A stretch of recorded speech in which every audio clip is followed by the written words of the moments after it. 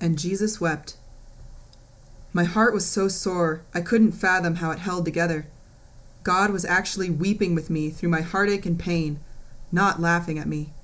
Just like Jesus had wept at the tomb of Lazarus, knowing he was about to rise from the dead in only moments, he still grieved with the family he loved.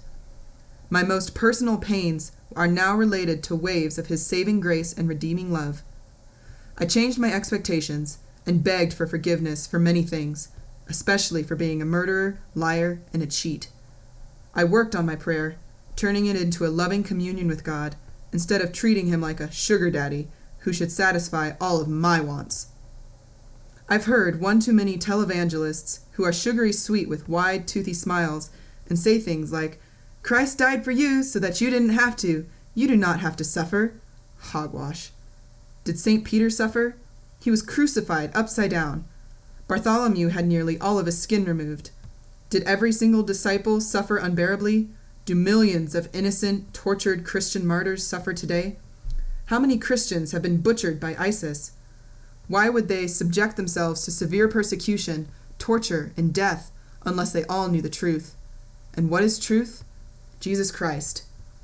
On the news recently, 4 Syrian men were beheaded, and the cowardly murderers played soccer with each head. I do not always have faith in mankind, but I believe in God, and that Jesus Christ is the Son of God. That is all the faith I need. The westernized Bible tends to look at the allegory as literal, and the literal as allegory.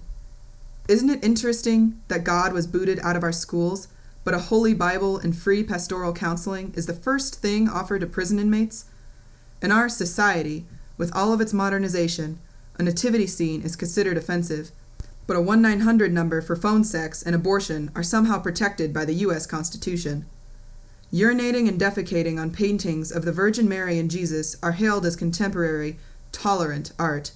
Do you think we have things a bit backwards?